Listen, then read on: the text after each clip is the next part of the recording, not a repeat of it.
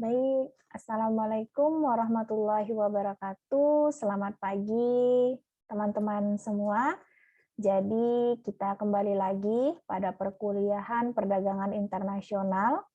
Setelah di sesi UAS ini, kalian sudah mempelajari bagaimana terkait dengan instrumen tarif, kemudian lagi hambatan non-tarif, ya. Nah, pada kesempatan kali ini kuliahnya kita lanjutkan untuk materi berikutnya terkait dengan integrasi ekonomi, ya. Nah, jadi untuk waktu yang ke depan kita akan bahas pada kesempatan kali ini itu adalah apa itu integrasi ekonomi, jenis-jenis dan tahapannya apa saja, dan saya coba nanti kasih contoh kepada teman-teman semua terkait dengan integrasi ekonomi, dan nanti kita lihat ya. Oke, baik. Saya share screen dulu ya. Oke, kita lanjutkan ya. Jadi pada pertemuan kali ini kita akan membahas mengenai integrasi ekonomi ya.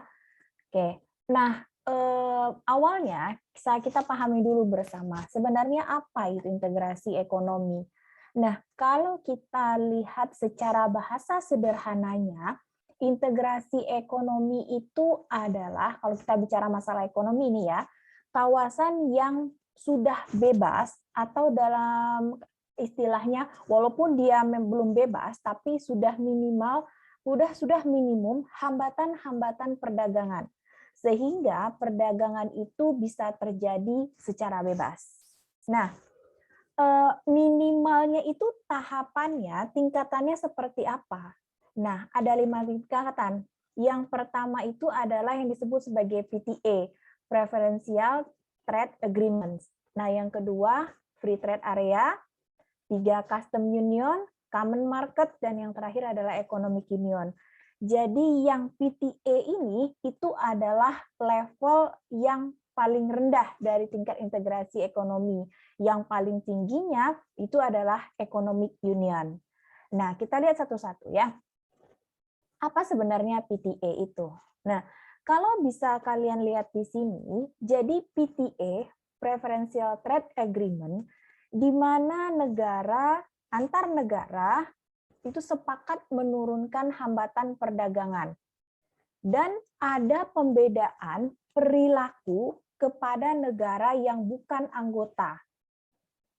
Ini tuh seperti yang saya sampaikan merupakan integrasi ekonomi yang sifatnya masih rendah, dia tidak detail, dan sektornya itu memang hanya sektor-sektor yang dibatasi, yang memang diajukan untuk dikurangi hambatan perdagangan tarifnya. Misalnya tarif, kalian kan sudah bicara masalah tarif kan? Nah, jadi kalau dua negara sudah melakukan PTA, maka mereka sepakat untuk menurunkan hambatan tarifnya, tapi tidak semua komoditi, hanya beberapa komoditi saja. Sebagai contoh di sini yang saya sampaikan adalah skema integrasi PTA antara Indonesia dengan Pakistan. Ya, jadi berdasarkan laporan Kemendak pada tahun 2019, di mana Indonesia itu sudah mulai melakukan PTA dengan Pakistan, jadi Indonesia menawarkan bahwa ada 232 pos tarif, artinya ada 232 komoditi yang kita akan turunkan khusus untuk Pakistan dalam rangka PTA ini. Dan Pakistan, ya, jadi kan timbal balik dong ya.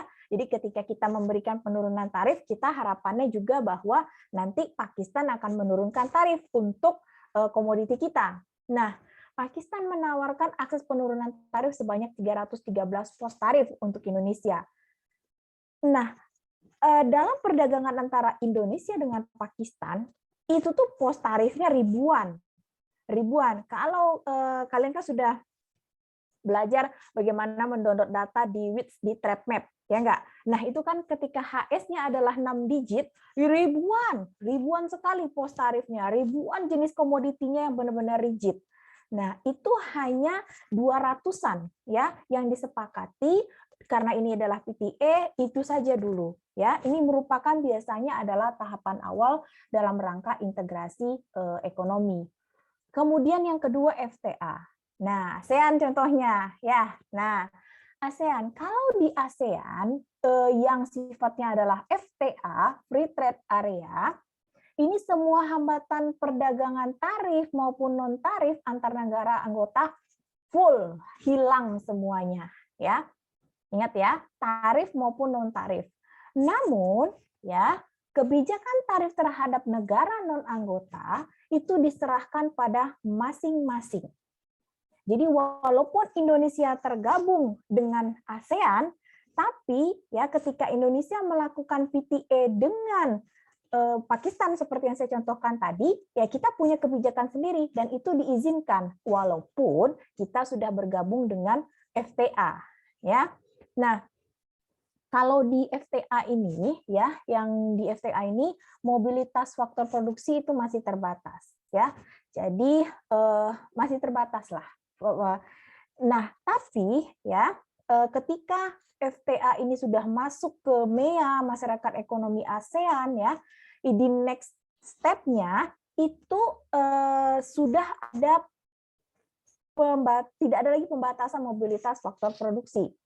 Faktor produksi itu kan kalian ingat, ada kapital, ada labor, ya nggak? Nah, kapital itu kan terkait dengan investasi, ya, investasi. Dan labor itu terkait dengan tenaga kerja. Nah, kalau kalian lihat, ya, sudah banyak tenaga kerja asing itu yang datang sekarang dan bekerja di Indonesia. Yang sempat dihebohkan kemarin kasusnya bahwa, oh, tenaga kerja Cina banyak yang ke Indonesia. Jangan salah, tenaga kerja Indonesia juga banyak yang di Cina gitu. TKW kita juga banyak di Arab Saudi, ya. Nah, kemudian tenaga kerja kita banyak yang ada di Malaysia, ya, banyak yang ada di Malaysia. Nah, kemudian lagi kapital, investasi. Jadi memang diharapkan integrasi ekonomi ini yang semakin meningkat, jadi tidak lagi dibutuhkan FTA. Jadi ada mobilitas faktor produksi yang terbatas. Inginnya tidak seperti itu, ya. Jadi kalau inginnya itu adalah bahwa perdagangan itu juga masuk ke dalam ranah investasi dan ketenagakerjaan. Jadi ketika ada integrasi ekonomi, liberalisasi, perjanjian kerjasama, perdagangan, dimasukkanlah di situ unsur-unsur investasi dan juga ketenagakerjaan. Ya. Nah, itu FTA yang masih terbatas. Oke. 3 bentuk lainnya, ini bisa kalian lihat di sini sebagai contoh, itu adalah custom union. Ya, nah custom union contohnya adalah Mercosur.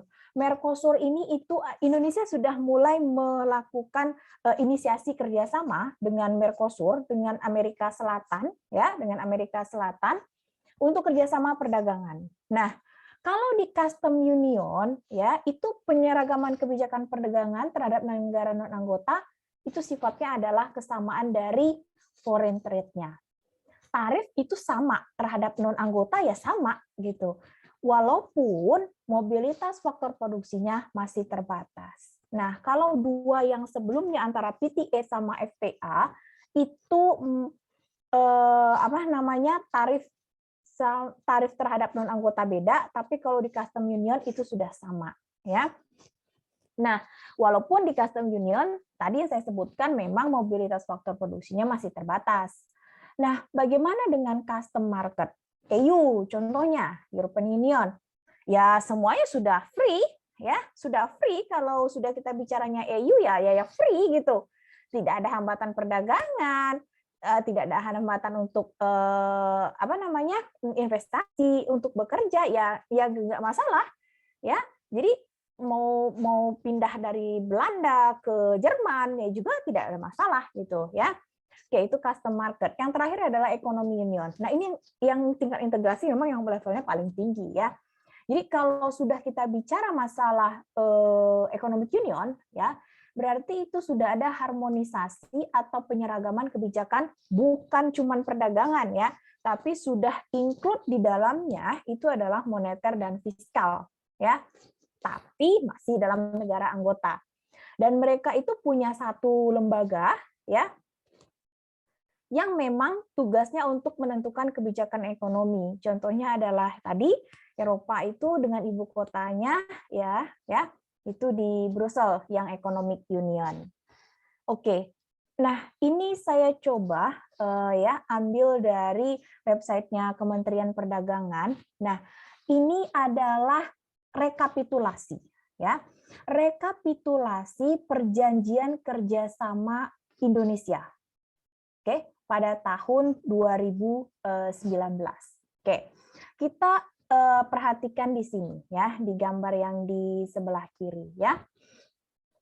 Kalau kalian lihat di sini, ya, ini adalah di paling kiri itu adalah perjanjian kerjasama yang sudah berjalan, ya, yang sudah diputuskan untuk berjalan. Yang di tengah itu masih berjalan, ya, oke, masih berjalan. Nah, kalau yang di sebelah kiri, ya itu berarti masih sudah selesai atau masih dicoba untuk diratifikasi, ya, masih dicoba untuk diperpanjang. Kalau yang di tengah itu yang sifatnya adalah masih berjalan. Dan yang terakhir di sebelah kanan itu adalah yang berpotensi, ya. Jadi berpotensi untuk kita lakukan kerjasama perdagangan. Nah, kalau kita lihat di sini, jadi itu sampai saat ini data tahun 2019, kalian lihat itu berarti data yang di tengah, ongoing negotiation, ada 12 perjanjian FTA yang dilakukan oleh Indonesia.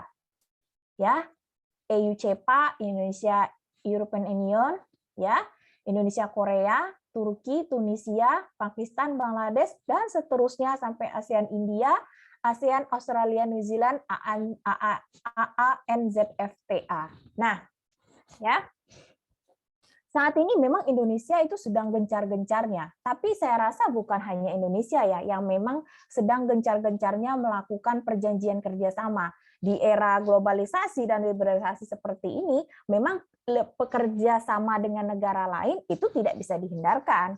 Pasti ya, pasti akan terjadi untuk kerjasama dengan negara lain. Nah, kalau kita lihat juga bahwa memang kecepatan ya, kecepatan penyelesaian kerjasama itu memang dilakukan secara progresif sejak tahun 2010. Dan memang tujuan Indonesia itu tidak hanya ingin melihat bahwa yang pasarnya itu adalah pasar tradisional saja, tidak. Ya, jadi jangan hanya sekarang berdagangnya dengan Amerika, dengan India, dengan Malaysia, dengan Singapura, enggak, dengan Cina, enggak. Indonesia sekarang sedang mencoba untuk melihat potensi-potensi pasar baru. Ya, potensi-potensi pasar baru, makanya tadi ada inisiasi untuk menjalin kerjasama perdagangan dengan Mercosur. Nah, ini lagi di poin 4 di sebelah kanan yang possible, ya, yang possible ini, ya. Coba sebentar saya pakai pennya. Nah, ini yang possible. Nah, kalau kalian lihat di sini, nah ini dengan South Africa, ya. Nah, kalian bisa bayangkan Afrika, ya. Afrika, Amerika Selatan, berapa jauhnya jarak dari Indonesia? Nah, karena ketika semakin jauh jarak geografis itu pasti mempengaruhi. Pengaruhnya kemana? Ke biaya transportasi. Makin jauh jarak, ya, makin tinggi biaya transportasi. Ketika sampai di sana, maka barang kita akan menjadi lebih mahal lagi. Kalau barang kita mahal, harganya tidak kompetitif, ya kita tidak punya daya saing, ya. Karena itu memang ketika pembahasan mengenai inisiasi kerjasama perdagangan ini tidak bisa dibicarakan secara instan, memang harus dikaji, ya. Harus dikaji. Kalian sudah diajarkan mengenai bagaimana caranya menghitung daya saing dengan menggunakan RCA, Reveal Comparative Advantage. Kalian juga sudah diajarkan IIT, ya, Intra Industry Trade, atau CMSA, Constant Market Share Analysis, ya. Itu adalah analisis sederhana, tapi sangat berguna. Sebagai gambaran awal, itu adalah sebenarnya existing condition-nya antara kita dengan negara mitra dagang itu seperti apa. Ya. Nah, apakah memang kita, starting point kita ini kita sudah tidak berdaya saing, kalah saing, tapi masih punya potensi, atau ya sama sekali kita itu sudah retreat gitu, sudah nggak ada gitu. Kalau memang itu yang terjadi, ya kita sebaiknya pindahlah pasar, ya. Artinya memang negara tersebut tidak berpotensi untuk kita masuki dan diajak sebagai kerjasama dan menjadi negara salah satu tujuan negara ekspor kita, ya. Nah, ini yang kalian lakukan di tugas kalian kan. Nah, jadi sudah mulai terbayang gitu. Jadi walaupun itu adalah analisis yang sederhana, tapi sangat berguna sekali, ya. Oke. Berikutnya, dampak. Nah, kita melihat dampaknya itu dari adanya integrasi ekonomi itu dari dua hal. Yang pertama dampak kreasi perdagangan, dan yang kedua adalah dampak diversi perdagangan. Pelan-pelan dicoba pahami, ya, pelan-pelan coba pahami bahwa kalau yang namanya dampak kreasi perdagangan itu terjadi apabila sebagian produksi domestik di suatu negara anggota atau negara non-anggota digantikan oleh impor yang harganya lebih murah dari negara anggota lainnya, ya. Jadi kreasi perdagangan ini itu terkait dengan penurunan tarif impor akibat adanya free trade area. Jadi penurunan tarif impor akibat adanya perjanjian kerjasama FTA. Contohnya Indonesia tadi dengan Pakistan, ya. Nah, apa akibatnya, ya?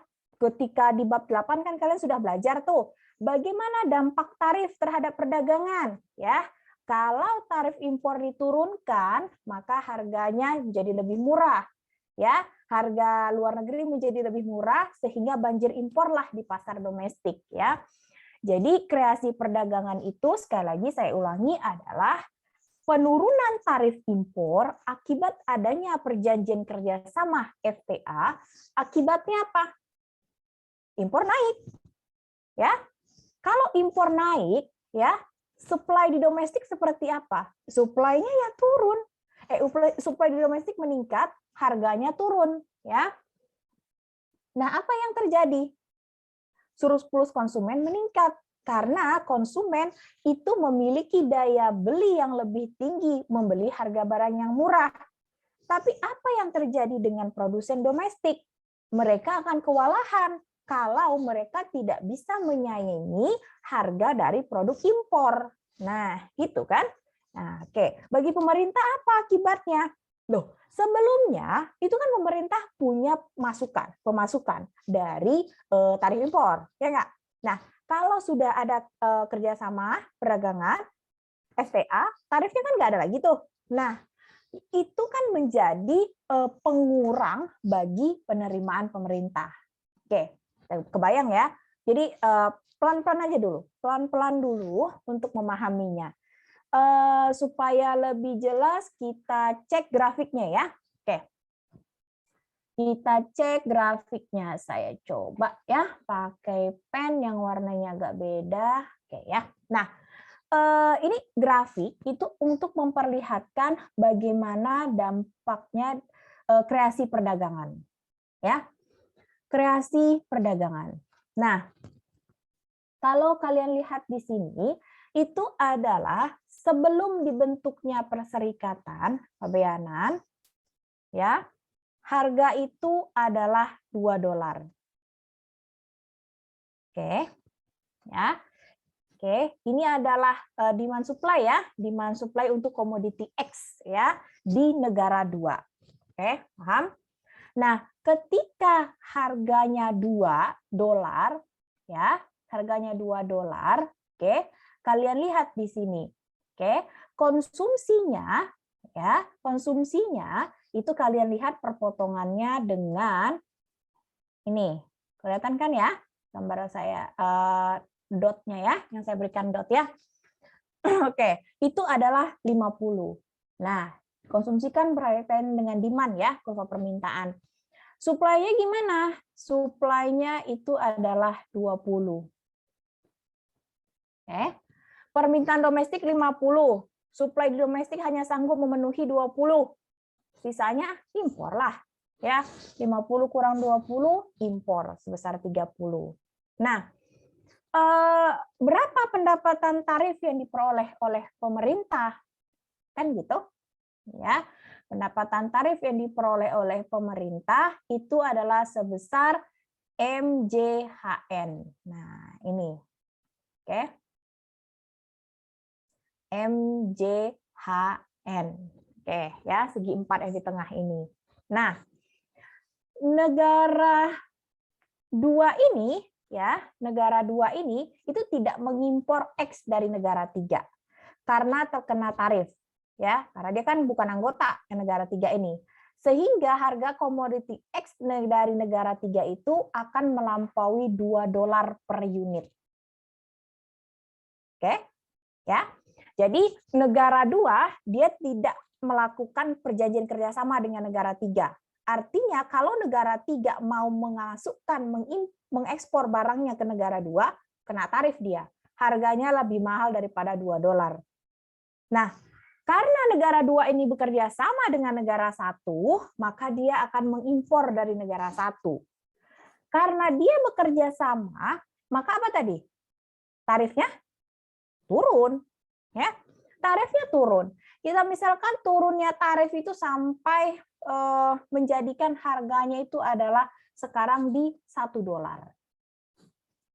Oke. Kalau harga di $1, kita balik lagi. Oh, maaf. Saya coba ganti pennya. Ya. Ini saya hapus dulu lah ya. Oke. Kita ganti pennya ya. Warna apa ya? Warna merah ya. Merah berani. Oke. Nah, ini ketika dia negara 2 ini bekerja sama dengan negara 1 yang memiliki perjanjian kerjasama, tarifnya turun, ya. Tarifnya turun, maka jumlah yang bisa diimpor konsumsi produksi itu menjadi beda. Ya, kita lihat. Ini di titik B jumlah konsumsi domestiknya 70, produksi domestiknya adalah 10, 70 kurang 10 ya 60. Artinya ada impor 60 di situ. Nah, kalau kalian lihat apa? Pada kondisi pertama impornya 30, konsumsinya 50. Sekarang konsumsinya jadi 70.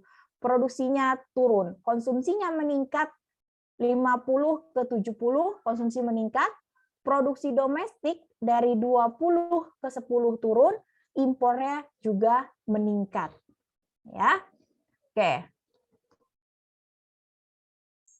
Sehingga bisa, oh maaf, takutnya suara saya tidak terdengar sebentar ya.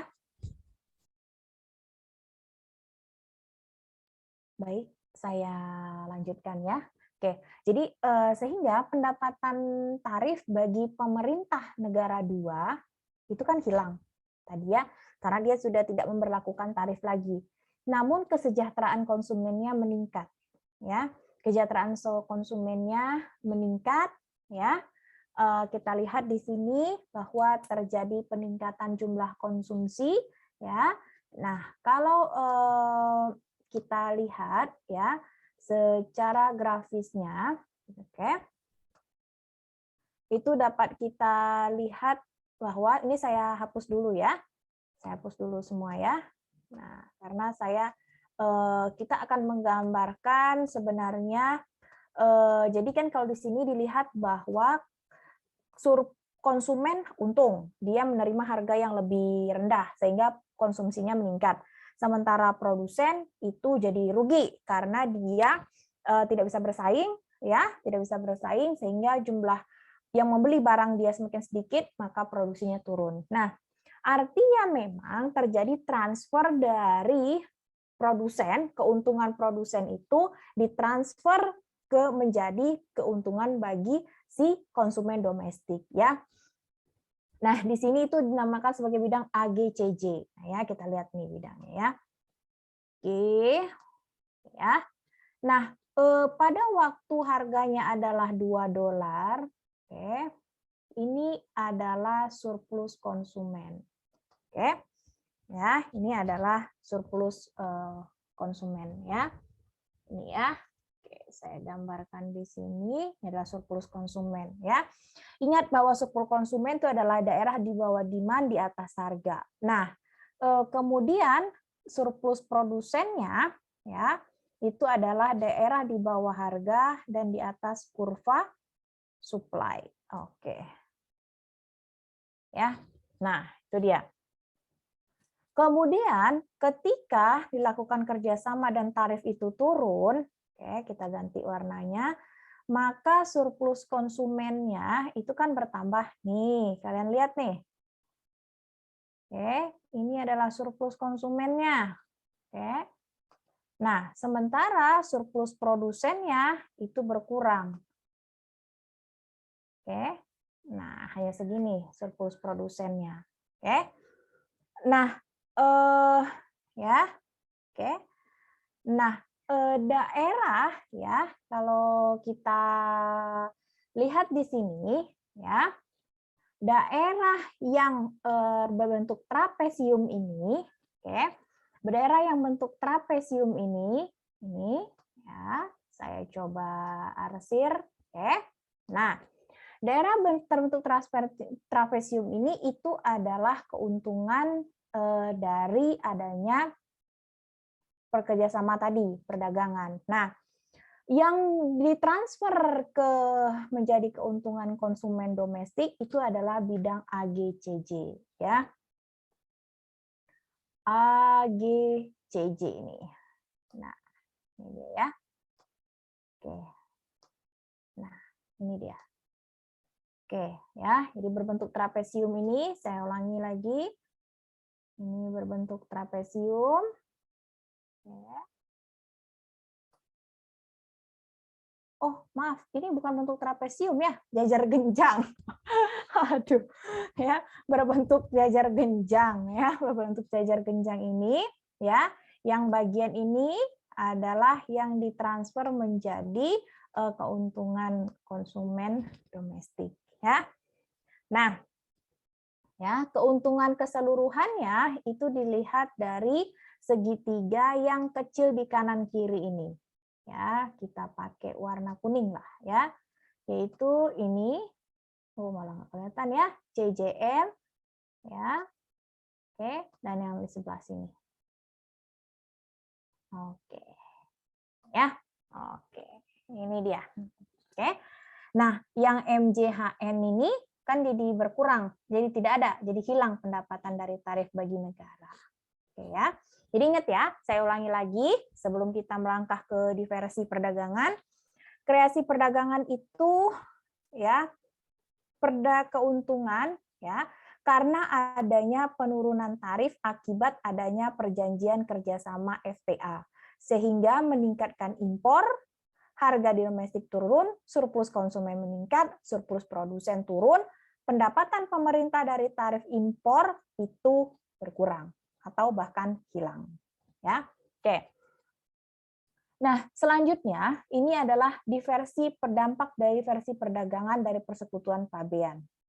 Diversi perdagangan terjadi karena adanya pelakuan, nah ini kata kuncinya ya. Kata kuncinya di situ adalah preferensial. Oke, kata kunci nih saya buletin. Nah, oke. Preferensial, sehingga produk dari negara non-anggota yang lebih murah menjadi mahal karena harus menanggung tarif. Oke. Jadi gini bayangannya. Kalau di versi perdagangan mitra FTA bukan produsen paling efisien dari komoditi tersebut ya. Jadi ada potensi diversi perdagangan dari mitra yang efisien ke tidak efisien. Kalau kasusnya Masyarakat Ekonomi ASEAN, MEA, Indonesia kan tadinya banyak impor jagung itu dari USA, Amerika Serikat, ya, sebagai produsen jagung efisien, paling efisien USA itu. Tapi karena misalnya Thailand juga punya jagung, ya, dan dapat tarif preferensial di MEA, Masyarakat Ekonomi ASEAN, jadi Indonesia impor jagungnya itu dari Thailand, bukan dari USA. Dampaknya apa? Ada penambahan surplus konsumen juga, dan ada kenaikan impor. Tapi dampaknya akan lebih kecil dibandingkan potensi kalau misalnya tarif jagung Amerika yang diturunkan. Tapi kan tidak bisa, karena Amerika tidak masuk dalam MEA, hanya Indonesia dan Thailand. Dapat dipahami ya? Saya ulangi coba sekali lagi ya. Oke, jadi di versi perdagangan itu terjadi, misal kita langsung ke contoh kasus ya. Dalam kasusnya MEA, Masyarakat Ekonomi ASEAN, Indonesia yang impor jagung tadinya paling banyak dari Amerika sebagai negara produsen yang efisien untuk komoditi jagung, ya. Tapi karena Thailand yang juga anggota MEA dan punya komoditi jagung juga sebagai produsen jagung, Indonesia impornya dari Thailand, bukan dari Amerika, dari USA. Dampaknya dampak di versi ini surplus konsumen juga naik dan impor juga meningkat. Tapi dampaknya itu lebih kecil dibandingkan kalau tarif Amerika yang diturunkan. Oke, sebagai produsen yang efisien, ya, gitu ya. Nah, sehingga cenderung di versi ini menurunkan kesejahteraan karena menggeser kegiatan produksi dari produsen yang lebih efisien, negara non anggota si Amerika tadi, yang kepada produsen yang tidak efisien, Thailand tadi contohnya, ya. Oke, kita lanjut ya. Oke, nah ini adalah grafiknya untuk di versi perdagangan, ya. Sama seperti kreasi perdagangan, ini adalah gambaran demand supply-nya. Oke, ini adalah untuk kasus komoditi X ya di negara 2. Oke. Nah, kalau negara 2 ini memberlakukan tarif ad valorem, ya udah belajar dong di bab 8 ya. Kalian sudah belajar mengenai apa itu tarif dan apa jenis tarif. Nah, salah satu contohnya adalah ad valorem yang pakai percentage sebesar 100% terhadap komoditi X, ya.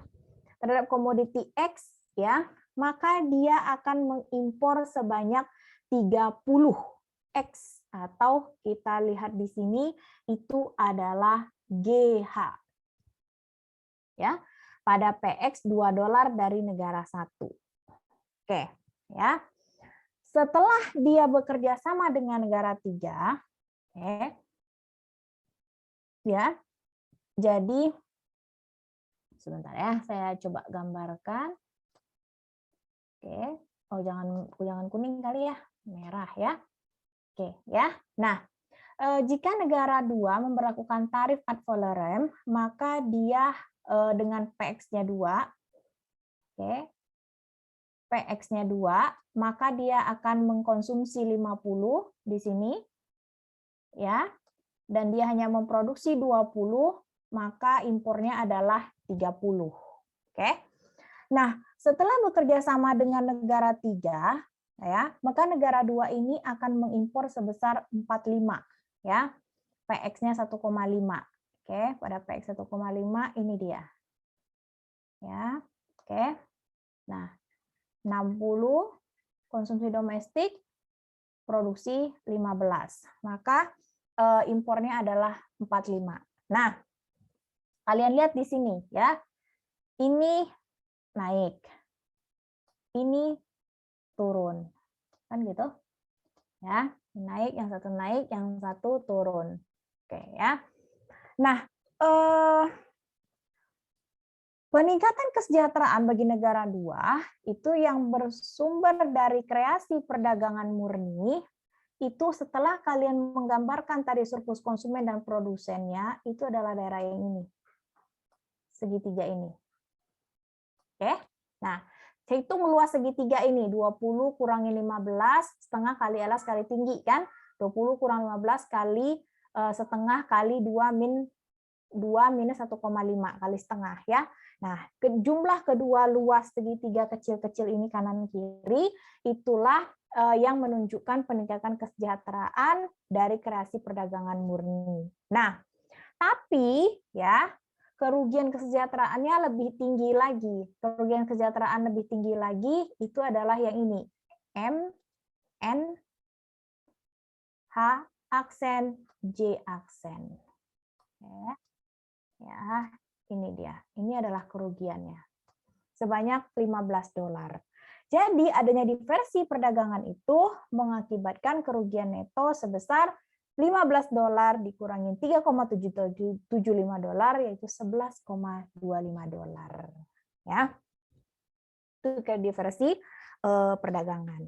Nah, ini satu lagi ya. Ini adalah rekapitulasi notifikasi FTA secara kumulatif tapi berdasarkan kawasan. Nah, kalau kalian lihat di sini, ternyata tadi kita bahas di awal itu kan untuk kasus Indonesia. Nah, kalau untuk kasusnya berdasarkan kawasan, itu Eropa itu gencar loh. Gencar dia melakukan apa sih namanya notifikasi ke WTO ya, ke WTO untuk melakukan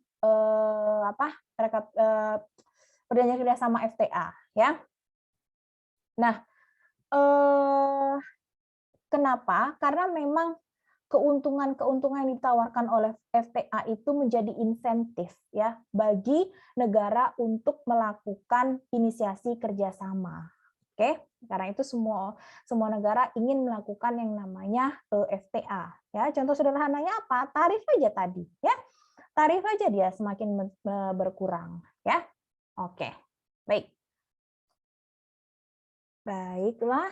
Nah, itulah penjelasan saya terkait dengan integrasi ekonomi ini ya. Kalian sudah paham apa itu integrasi ekonomi, tingkatannya mulai dari yang terendah sampai yang tertinggi ya dari integrasi ekonomi. Tapi sebelum saya akhiri, ini saya ingin menyampaikan dulu. Ini ada beberapa penelitian ya, penelitian terdahulu.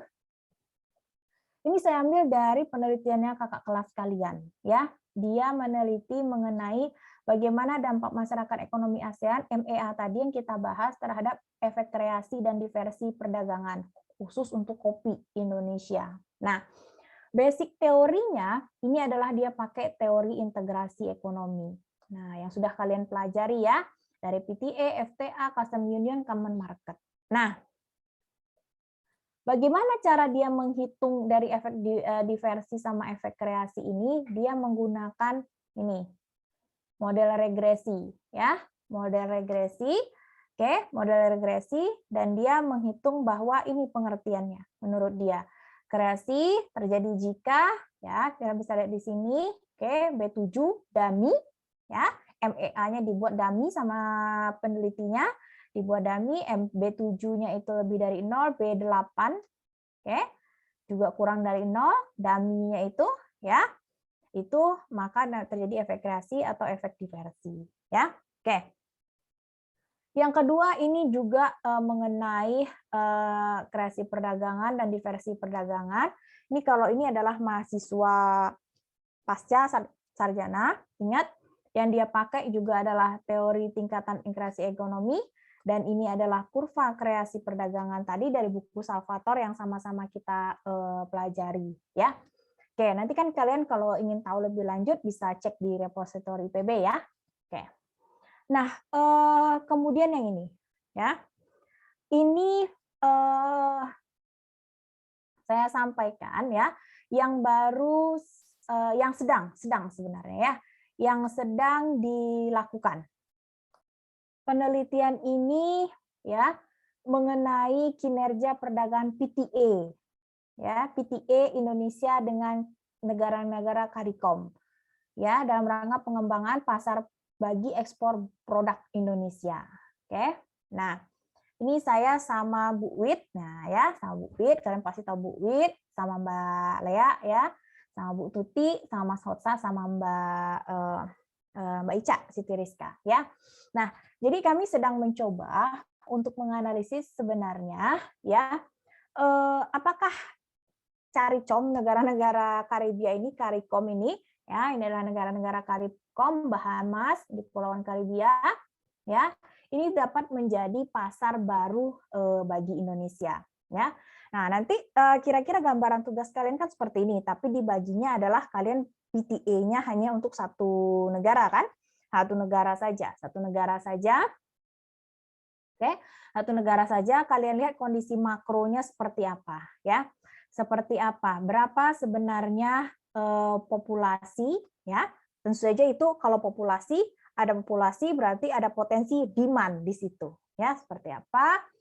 Kemudian lagi impor negara-negara CARICOM itu apa saja sih sebenarnya? Nah, kalau kita tahu impor mereka apa saja, berarti kita ada bayangan bahwa produk yang mereka butuhkan apa saja. Ada nggak produk di situ, produk yang mereka butuhkan itu yang kita hasilkan. Jadi istilahnya memang kalau ke perjanjian kerjasama melakukan PTA itu adalah kayak mencari jodoh gitu loh.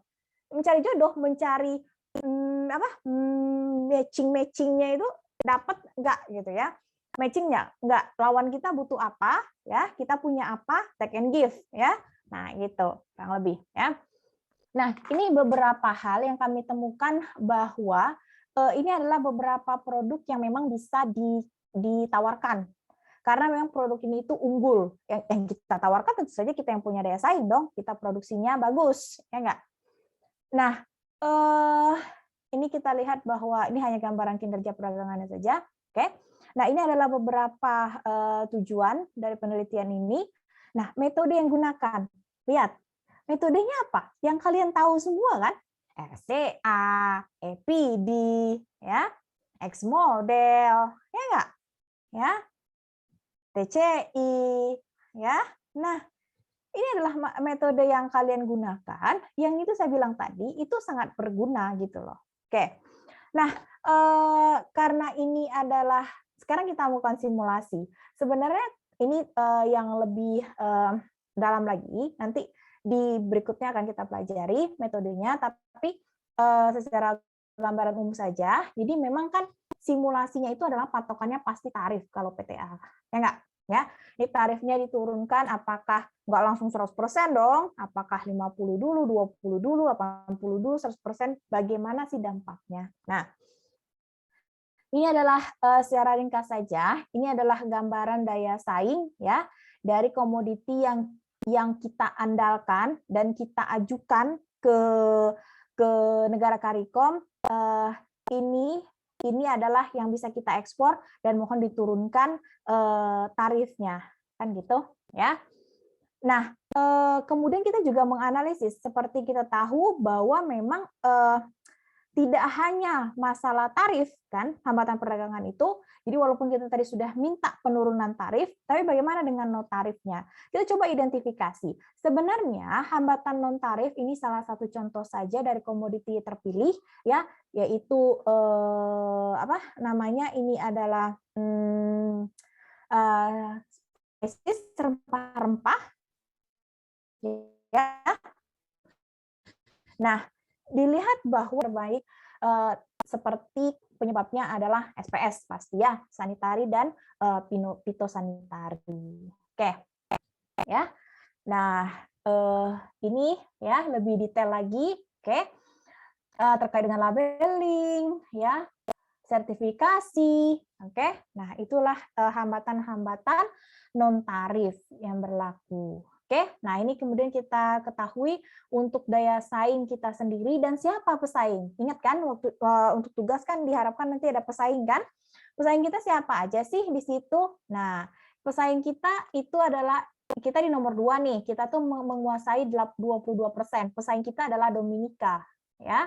di Dominika. Dan ternyata memang banyak ini. Lainnya aja udah 50% nih ya. Masih banyak negara-negara yang akan menjadi pesaing kita kalau kita mencoba untuk masuk ke pasarnya CARICOM. Oke? Oke. Baiklah. Baiklah, saya rasa itu dulu untuk pertemuan hari ini ya. Jadi nanti minggu depan kita lanjutkan lagi ya. Jangan lupa kita bisa berdiskusi dan juga kita bisa berkonsultasi seperti minggu-minggu yang lalu untuk melakukan dan mengerjakan terkait tugasnya. Jangan lupa tugasnya ya. Jangan lupa tugasnya dikerjakan dan kita tetap diskusi supaya tugasnya memang sesuai dengan tujuan dan saya benar-benar tahu bahwa kalian adalah paham mengerjakannya. Pelan-pelan tapi memang harus tepat waktu karena kita punya schedule dan target waktu. Oke? Baik, saya rasa itu saja. Terima kasih dari saya. Salam sehat selalu. Wassalamualaikum warahmatullahi wabarakatuh dan selamat siang ya. Oke, baik. Bye.